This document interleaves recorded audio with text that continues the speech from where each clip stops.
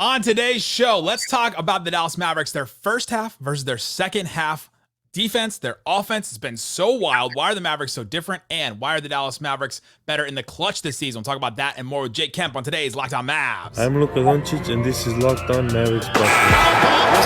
Mavericks, NBA champions. Bang! It's good, and the Mavericks have won the game. If you don't believe, you shouldn't be here. Loyalty never fades away. And welcome. You are locked on to the Dallas Mavericks. My name is Nick Angstadt, media member and NBA channel manager for the Locked On Podcast Network, your team every day. Thanks for being part of the show, making Locked On Mavs your first listen today, where the best way you can help us grow the show is to listen every day and to comment anything below. Let us know in the comment section, how have the Mavericks been so much better in the second half of games this season? Today's episode is brought to you by FanDuel. Make every moment more. Right now, new customers can bet $100 or can get $150 in bonus bets with any winning $5 moneyline bet. That's $150 if your team wins. Visit FanDuel.com/lockedon to get started today. And joining me, the original host of this show, now from the Dumb Zone podcast that is no longer being sued. What you got for me, Jake Kemp? We were the original host, but we were like a Model T compared to the Lamborghini that you guys have turned this into. You got graphics. I don't know. We were so bare bones, man. We were just trying to get the thing up every day. It was not exactly a fun time for the Mavs either. So yeah, I'm a huge fan of you guys.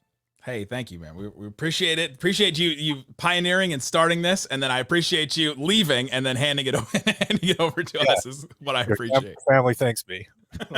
Definitely. Oh my gosh, game changer. Jake Kemp is here. We'll talk about the Mavericks. We'll talk about his impressions on some of the role players, some of the Josh Green versus Derrick Jones Jr. stuff. Dereck Lively, get his thoughts on that, and we'll get his thoughts on the clutch play with the Mavericks and all that kind of stuff. But I want to start with this. The Mavericks in the first half and the Mavericks in the second half are like two different teams. It's really hard to try and figure out, okay, what's been the biggest difference? The players have just said, we're just listening to the coach. We're just trying harder, basically. Tim Hardaway has said that. Grant Williams has said that. What do you make of the difference between the Mavericks first half and second half so far in games? Yeah, and even Timmy said last night at the on-floor post-game interview that some of the vets had to vent a little bit at halftime. And I started thinking, like, well, who is he exactly talking about? You know, because he's like, we got some young guys in there. They need to understand it's a full 48. The game's not over. But I'm thinking, like, who exactly is he talking about? Because they're a young team, I guess, but Grant Williams is 24. It's not like he needs to hear that. You know, he's been in big moments on a good team.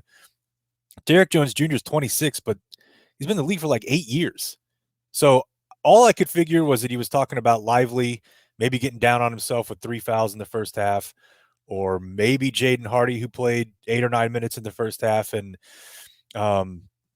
wasn't shooting the ball well, but he was getting to the line. So I don't know. I'd love for somebody to follow up with Tim on that. I don't know who that could be, Nick, and find out what exactly he's talking about there, because he explicitly – usually they'll just say we played better, right? They give you a generic, we just shot the ball better, we played better. But he went out of his way to say, the vets had to vent a little bit in there, and I don't know exactly who he could be talking to that doesn't understand the flow of an NBA game and how to come out strong, but it's, there's two halves to the game. It was a bit of I was surprised he actually said that, but have you looked at, I'm sure you have, the numbers, you watch the game and you're like, boy, this is weird. The numbers are shocking.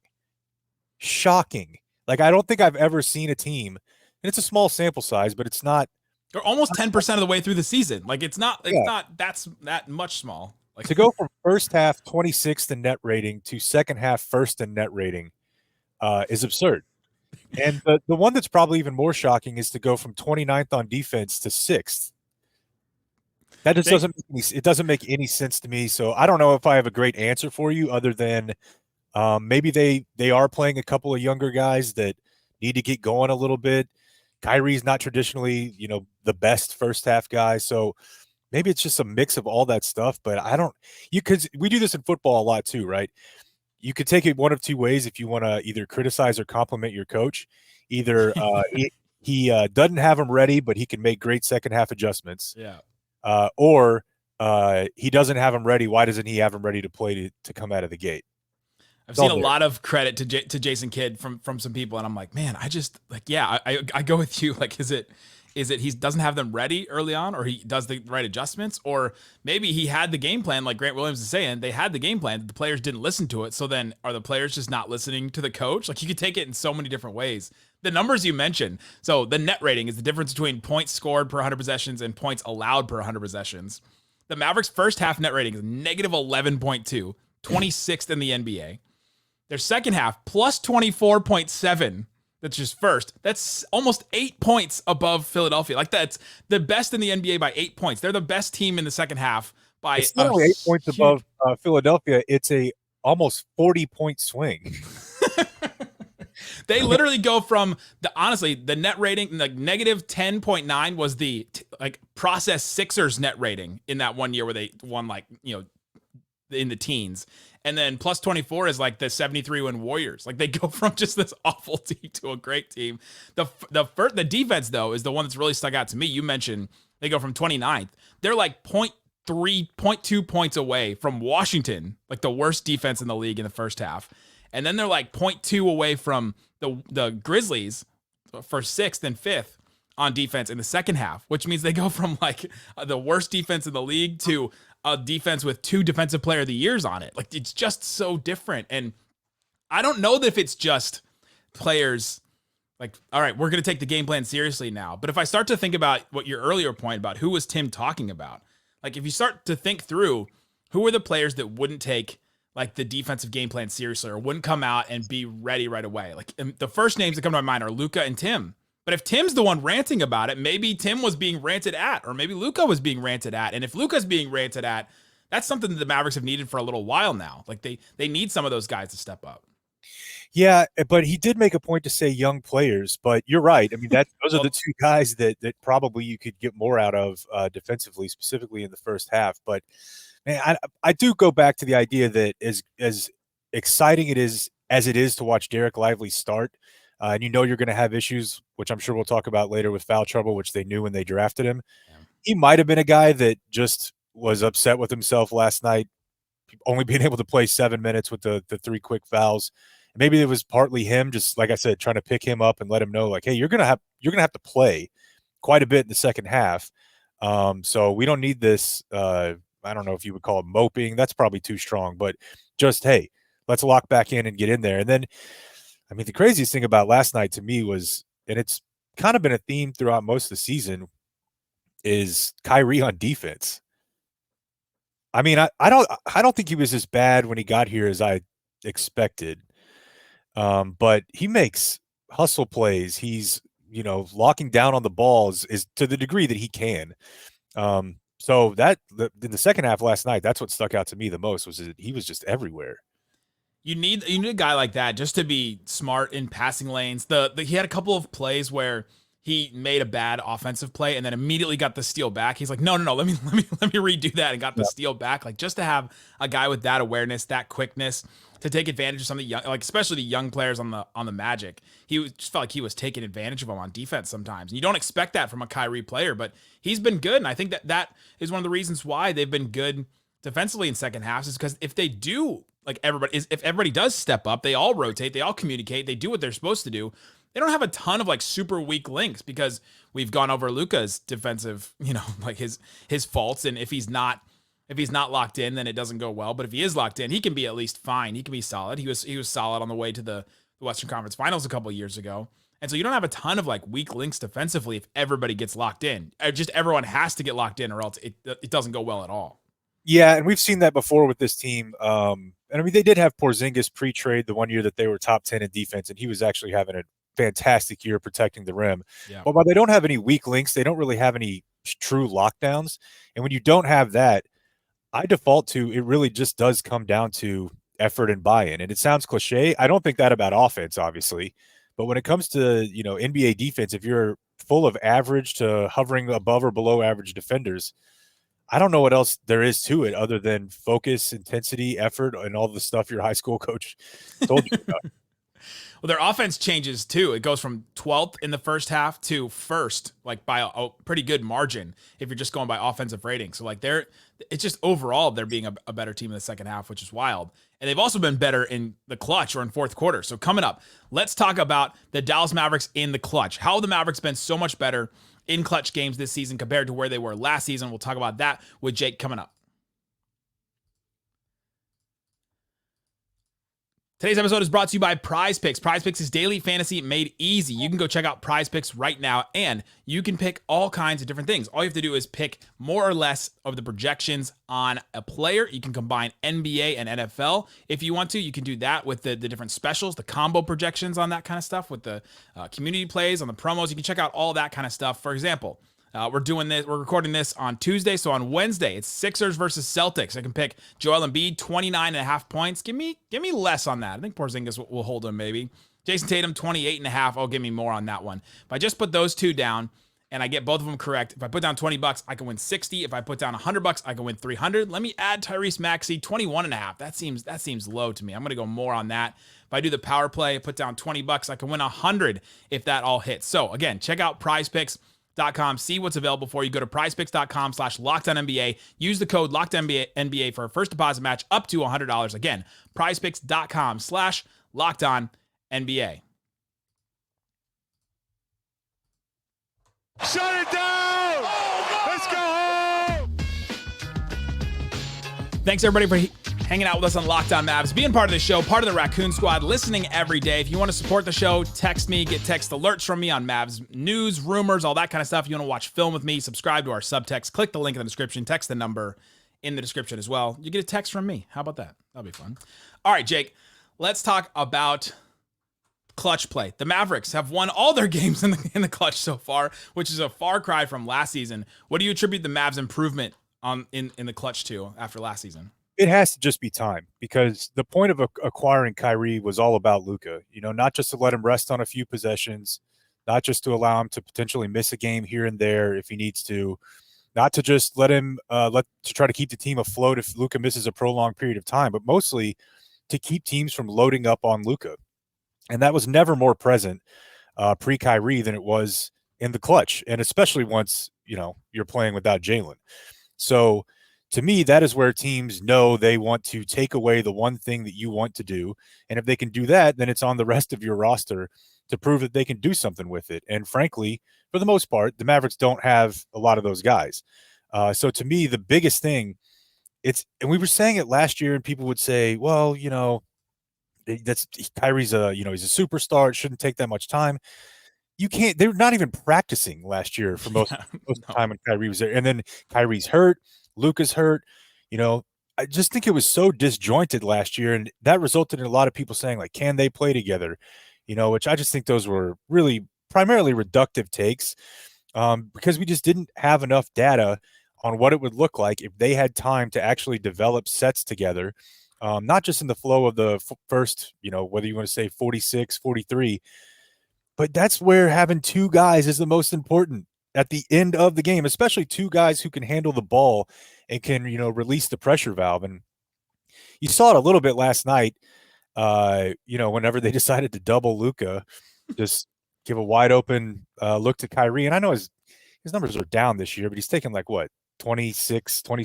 It's low as far as shots from beyond the arcs. That percentage is a little bit misleading, but that's, to me, why it's going the way that it's going now. And even because sometimes I get a little bit frustrated. I know we need a delineation of final 5 points. Even if you go cut it down to 3 and 3, that's still been 4 of the games. Like, it would throw out Memphis and last night. Yep. It's still 3 and 3 feels like a much more what you would think of as a clutch game. Clutch, down to the final 3 minutes. Yeah. Exactly. Like, we're trading possessions basically. And in those games, that's been 4 of them. So I honestly think that, when they're both out there healthy this year, I think it'll be a complete flip of the script. I don't think last year was representative at all. That not only just being able to practice every now and then, but camp is important for stuff like that. Well, they said that they ran a whole bunch of end of game stuff, and you kind of go all right, cool. What does that actually mean? But They needed that. They just needed some reps. They needed any kind of reps, really. And even though we didn't get the full training camp, the full preseason, the full, all that because of injuries to Luka and Kyrie, they still had some of those reps in camp, and I think that matters. And then just they had the reps from last year, even though last year went poor, like terribly, like the worst it could have gone. You still got some of those reps there, so they got some of those kinks out there, I think too. And yeah, this is the way it was going to go, that they were going to be good in the clutch. These are two historically really good clutch players. Luka was not good in the clutch last year, I think, because of all the load that he had to carry throughout the year. Kyrie has been good in the clutch, was good, and he's not hitting threes during the rest of the game, but in fourth quarters he's hitting threes, which is just a weird thing. But I go back to that play at the end of the Magic game the other day, and like you said, Luka has the ball, and all of a sudden when Luka has the ball, Anthony Black is guarding Kyrie, and he goes, "Oh my gosh, we can't just let Luka go one-on-one against somebody and score." And so he runs over to try and double Luka, and he just leaves Kyrie all by himself. It's that decision that a young player will make that decision, and maybe a veteran team will figure it out a little bit more. But even still, that's a decision that, how do you decide which one to help off of? And then if you don't, then you get a cutter or a guy rolling to the rim, or you get Grant Williams running a pick and roll, which we finally got yesterday if they play small. So it's just an impossible choice for defenses. And now maybe we're regressing back to the mean with this season. Now I don't think Luka is going to shoot 98% true shooting in the clutch the rest of the season. That's kind of insane. No, but to your point, and I love the guy, but that ain't Dinwiddie over there you're running off of. That's not you're picking your poison big time with that one. So yeah, I don't know. I think the other thing is, I think it'll be more sustainable throughout the year, because as you said, it's tough. It was tough on Luka to perform in the clutch because you could tell he was just laboring. Yeah. I think he's probably always going to be kind of hurt because it's just the punishment that he takes and the way that he plays. It's just a very intense style of basketball. So just having another guy there who can be the guy some nights, I think it'll certainly help them, when it comes, late spring next year, to be able to keep this up. I don't know that they'll be undefeated, Nick. You don't think so? I think they'll hold that up. Yeah, I would be surprised if they're not a top 10 clutch team at the end of the year. Right. They won't be undefeated. They won't be shooting 50, 45, 93 on field goals, threes, and free throws in the clutch so far. I mean, that is unsustainable. But they're getting they get good looks. And they take good shots, and Luka and Kyrie can make tough shots, and I think they take some of the toughest shots in the NBA. I mean, we talked about Luka. Luka gets no easy shots. I'm watching Anthony Edwards the other day, and when he was going off against the Celtics, and even some of his looks where, all right, he gets a switch with Al Horford. He does a quick jab step, a quick crossover, and Al Horford kind of stumbles, and then he gets a wide open mid-range. Luka doesn't really get those shots that often, or he's so athletic that he can just go straight to the rim and get a bucket over somebody. Luka doesn't get those because he doesn't have that level of athleticism. But it's going to be better, and so I'm curious to see if it continues. But this is we should get a mix of it. And last year we got all the bad, and so far this year we're getting all the good. And I'll take that. Yeah, and I think that applies to some of the stuff we were talking about first and second half earlier too. At some point it'll regress a little bit. Maybe they actually do have an issue, but I think at some point, they'll be closer. I think that they're going. I sincerely think they're going to be a top 5 offensive team, but I also think they're probably somewhere closer to 20th than 6th, which is what they are in the second half. The other thing I wanted to point out real quick on the first and second half thing that I forgot, the pace. Yeah. Going from 22nd to 9th in pace, which of course is related to being able to get stops. But yeah, we're all just kind of trying, what's your barometer for, is this real? The pace is just, or as far as the pace, or as far as the first half, second half splits? I would say the first half, second half, even the clutch. Do you go 20 games? Yeah, Zach Lowe and JJ Redick had this conversation the other day, and Zach Lowe was 10 games, and JJ Redick was 20 games. Of course, the player would want the longer period of time, and the analyst would be like, I got to get it as soon as, I got to know 10 games in. I guess, 20 games gets you, 15% of the season through or so? 20%? Yeah, about So that. it's okay. That shows me a little bit. So maybe that takes you to December, and then around Christmas, maybe we learn about what teams are. So, man, that's gonna be weird. The pace is another really good one too. I've been watching like the percentage of plays that they have in transition, and if it's above like 15% each game, then they're actually doing pace. They're actually pushing the ball a little bit.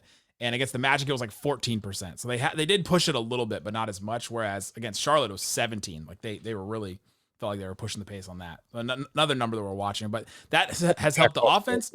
That's helped the offense, and that's helped the defense too, because you get quick buckets, and then everybody's still back. Everybody's still back on defense. You don't have to run as far, I guess. All right, coming up, let's talk about some of the role players. I'm curious about your thoughts on Josh Green versus Derrick Jones Jr. This is like a minutia Mavs thing that only this show will talk about, that no other NBA show will talk about those two. And then we'll talk about Dereck Lively as well. Let's get into all that coming up. Before we do, let me tell you about FanDuel. FanDuel Sportsbook has all of the odds and props and lines that talk about the NBA. They've got NFL with the Cowboys too. If you're somebody that wants to bet on the Cowboys, if that's a thing that you want to do in life. I don't think that FanDuel has like if Shohei Ohtani will sign with the Rangers or not, but if they do, man, that'd be a thing to hit on if you decided to go for that and hit on that. What I've been watching the MVP odds. Jokic plus 300, Luka plus 420. He's second in MVP odds on FanDuel. Jason Tatum plus 750, Embiid plus 750, Steph Curry at plus 1,000 as well. So go check out FanDuel. Go to FanDuel.com/lockedon. Right now, new customers get $150 in bonus bets when you win any $5 money line bets. You have to put down some $5 on the money line. If you've been thinking about FanDuel, there's no better time to get in on the action. FanDuel.com/lockedon to kick off the NBA season, NFL season in full swing. FanDuel, the official partner of the NFL. Shut it down! Let's go home! All right, Jake, let's talk about some of the Dallas Mavericks role players. Jason Kidd decided to go with Derrick Jones Jr. in the starting lineup. I think some people were surprised by that. I was a little surprised by it. But he's been closing with Josh Green. If you go and look at just their rotation, if you go to like NBAvisualrotations.com, if you want to get that into it, and if you're listening to a daily Dallas Mavericks podcast, I think you may want to go that into it. I think that's the type of person that you might be listening to this right now. You can see like Derrick Jones Jr. plays the beginning of the first quarter, plays the beginning of the third quarter, but then kind of doesn't play that much in the fourth. And Josh Green plays almost the entire fourth quarter. You look at the difference between their minutes. They both play 6.8 minutes a game in the first quarter, which is like tied for fifth on the team. And then in the fourth quarter, Josh plays 8.8 minutes. That's third on the team in the fourth quarter. And Derrick Jones Jr. only plays 3.2 minutes. What do you think about Kidd's decision to start Derrick Jones Jr., but then close with Josh Green now? It was odd because it seemed like right around the time that he was hinting in camp that he didn't think that he was a starter. Well, I guess the contract was only a couple weeks ago, but it seemed like back in camp he was kind of trying to let us know, like, hey, I don't think he's going to be a starter here. So, and the weirdest thing is that when you watch Green this year, the regression on defense. Yeah. So I don't know how much that plays into why would that mean that you're a better option to close a game. But maybe there's something to, he is a high energy guy. So even if he's blowing coverages and, not getting over screens, he's going to give you every single thing that he has out there. So perhaps there's something to, you want that energy out there in the fourth quarter. He's not like he's much younger than Derrick Jones Jr. It's just a couple years. So I don't have a great answer for it other than Josh Green has just not been very good. I don't know that he's really done anything to invalidate Kidd's decision so far this year. I mean, I was thinking that it would be a situation maybe even similar to what happened with Lively in game one, where, through a couple games, you're like, okay, this is the guy. Like, we tried this other thing, we tried to give someone else. But it's 6 games, but he's certainly not where he was, when he was really picking up last year, offensively or defensively, really. The defensive part is way more concerning. Yeah, he hasn't really popped, right? I hope that he would take that leap going into this year and pop and really, because that spot was there for the taking, right? My whole point with him over the offseason was you got to leave no doubt that you're the starter. I don't think that he did that through the preseason and through training camp. He definitely didn't do it with Jason Kidd because Jason Kidd didn't believe it, but he is closing games with him. I think Josh gives you some more, like he gives you just enough defense, and then gives you some more options offensively if you want to push the pace. His three-point shot has been good still, which is good. He does give you some more deflections on defense, which has been good. He's averaging 2 deflections a game, and Derrick Jones Jr. is only at 1. And so he gets one more pass a game, which I think is helpful. And so that kind of hustle stuff, the passing, we haven't seen a ton, but at least he gives you that more of that option. And then he's played with some of these guys more, so maybe Jason Kidd's just going with some more continuity in that spot. But yeah, it has been just a weird thing. I just wanted to point it out, the difference between their fourth quarter minutes and their first quarter minutes. Or maybe Jason Kidd just really likes only putting his best lineups out there in the second half, then pushing the pace, playing better defense. He's like, you know, it would be wild if we were bad in the first half and then we were great in the second. I'm just gonna watch this. He's mentioned X or like Twitter a couple times in press conferences, and I've kind of wondered how much he wants to troll us with some. Man, that's been a theme on our show for a while. He seems very in tune with what the entire Mavs intelligentsia is saying. I don't know how, but he does. He had that whole thing last year where he looked at one of my tweets on like showing this is Christian Wood with Luka and the starters. This is Dwight Powell with the starters and Maxey with the starters. And he was like, you know, we read everything you guys say and we make decisions based off that. We just want to make you guys happy. And I was like, it was one of the weirdest professional moments I've had. Yeah, and it's one of those things where he's sarcastic, but also like I do think that he's very into, and maybe that's with every NBA coach. I don't listen to all their press conferences. I listen to his, but he seems real in tune with what, quote unquote, do we call it Mavs X now? No, definitely not. Okay, good. I wasn't planning on it. No. Okay. But he called it X one time, and then I was so confused because I thought he was talking about Exum, and then he just said, and I was like, oh no, he's talking about Twitter. All right, let's talk about Dereck Lively. I want to get your impressions on him so far. What are your thoughts about him? Has he changed your opinion about him? What are your thoughts on Dereck Lively so far this season? Well, my thoughts are that when they picked him, I shouldn't have thought about him as the player I saw at Duke or the player that I would have thought about on any other team. I should have only thought about the player he would be on this team with that guy. And if they had, you know, even though his offensive game is so limited at Duke, it's 1 year. He fouled a lot. So, you know, when we're doing like pre-draft profiles and stuff, I'm like, I don't know about this guy, not for the Mavericks, but just in general. And then they pick him, and you should just be thinking, like, they're just going to teach this guy to get vertical both ways, and he's going to have a fantastic lob threat on his hands. And, you know, I think they went into the offseason, and Luka's, I don't remember if he said this or if it was just kind of implied, it's pretty clear he knew they needed a real big. Yeah. And that was not something that was like readily available for them. You know, they did what they could, but, you know, there was nothing out there that they could get that Luka was going to be like, okay, yeah, that's an established rim running big that can, you know, cover the back line if someone beats me. But I already think that Dereck Lively can be that guy, and I think he can be that guy pretty quickly. I think he can be like 60% of that guy now. I mean, you know, he's going to foul a lot. He's probably going to foul a whole lot. And those are going to be the nights where you're going to need to hopefully have Maxey available.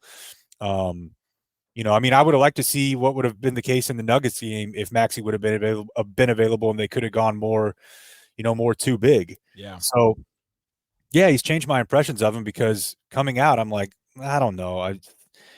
Just seems like he's so raw. I expected him to be in the G League. I did not see this coming at all. That he's going to outplay Wembanyama on opening night. I don't think he's outplayed him since then, but definitely we can hold on to that first night. Sure. But he's super exciting, man, and I obviously a ton of credit to Tyson Chandler. Yeah. Because you know he's for the most part been a plus defender and a great rim runner. I think the future is very, very bright for him. It's wild. Think go a long way in keeping Luka here, by the way. If it gets to that point where it's like, what do we have in the cupboard? What sort of players do we have that I can grow with? I think that is the perfect guy to fit that.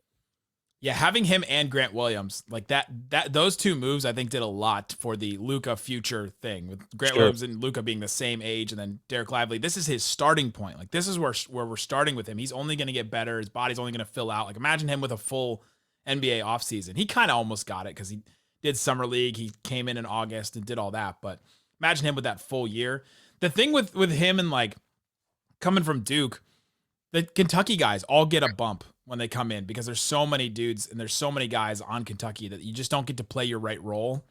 And I asked Dereck Lively about this the other day after he had another game where it was like he was 14 and 13. And I was like, you never put that lineup in college even. Like, what's the difference between this and now? And he just kept talking about his role and how he knows exactly what his role is here. And I think it's so specifically defined. That's a thing we kept bringing up over the summer that I think has been so true with him. It's so defined. All you have to do is this. Like, just literally don't do anything else. Offensively, we're not asking you to put the ball on the deck. Like, literally just dribble, handoff, and pick and roll. Like, that's all we really need you to do. Be a lob threat. And then on defense, he's got to figure out, the defensive end, but that's what he's supposed to be good at. And that's what he picks it up really well. He's so smart to figure out some of these things so quickly and to read things. He is playing real conservative though. And you can just tell that he's trying to not foul out of games. That Nuggets game, he was just like, let me just not foul out of this game in any way. And then he got frustrated last night, like you said. But yeah. And the other thing too is, I think he's going to be a great rebounder. But that Nuggets game, I mean, that's an impossible thing to be compared to. But they were just they were playing tricks on him with tip outs and just kind of working around him. And he's also gonna fill out too. Yeah. So man, I don't know. I don't know that there's been anybody like him around here in a long, long time. Like you would have to go back a long way to think of somebody that was that young with that skill set, that with that bright of a future. I mean, it's been a long time, if ever. Yeah, I was gonna say that young, like that changes it because you can go, oh well, 2014 Tyson Chandler came back, or 2011 Tyson Chandler was about to win a Defensive Player of the Year. And you're like, oh man, no, he wasn't even that. He was like 30s then. So yeah, I don't think Eric Dampier qualifies. So seriously, I don't know that they've ever had a player like this, and I think it's a perfect fit. It's a perfect fit. Does his impact change anything about what you think about the Mavs making a trade in the future? It does. It does because first, I mean, unless it involved moving him for somebody else that was in the similar age range, maybe like early mid-20s who was more established. If you were putting a package together that sent him away, I would be actually more on board with that. What I don't want is to bring anything back that stops his progress at all. I want him playing as much as he possibly can. And so, yeah, I would say I would be more inclined to move him than to bring someone else in that would play in front of him. I think that would be a bad idea. He needs minutes, and he needs minutes with Luka primarily. Yeah. We've gotten this question a lot about like, oh, should the Mavs still trade for a center? You guys kept talking about stopgap center. Like Lively's been better than I even expected, and I feel like they have kind of figured out that at least have a solid center rotation with Lively, and then Dwight coming off the bench back in his role that he needs to play. Like he plays well there. And then with Maxey, you've got a swing guy that can do some different things that the Mavericks need too. And so I think they've always needed to trade for an elite defensive wing. They need that desperately. And so if your question about who they should trade for in the future is, oh, do they still need a center number one? Is that the number one need? I don't think it is the number one need anymore. I think they've got their answer for the future, and he's been a pretty good answer for the present too, which I've been really surprised by, and that's been awesome to watch. You can go check out Jake Kemp and watch him. YouTube channel, The Dumb Zone. You can check out the Patreon, The Dumb Zone. Anything else you want to say about The Dumb Zone? No, not really. I do D Magazine on Monday mornings for the Cowboys, and then at some point they will let me out of that, and I'll get to write about the Mavericks. It's a lot more fun typically, even whenever they're not great. It's just more fun. Maybe you can do the crossover. Do you see Tad Prescott was upset with Grant Williams for wearing an Eagles jersey? Maybe you can do the crossover one. I did, yeah. That man, the athlete family. You gotta get two-factor authentication on their phone, and only you have the login. So anytime you want to get in and delete stuff, that's got to be a rough go, man. Imagine you're Pat Mahomes with that brother. Oh, I don't want to. No, that one's bad. Go check it out, guys. Thanks for hanging out with us on Locked On Mavs. We'll be back tomorrow talking more Dallas Mavericks every single day here. We have the Raptors game. I'll be there. I'll cover that one. Clippers as well, in-season tournament game. And then I'm going to New Orleans this weekend to go check out that game and hang out with Jake Madison. So check out that, guys. Thanks so much for listening to Locked On Mavs. Peace out. Boom.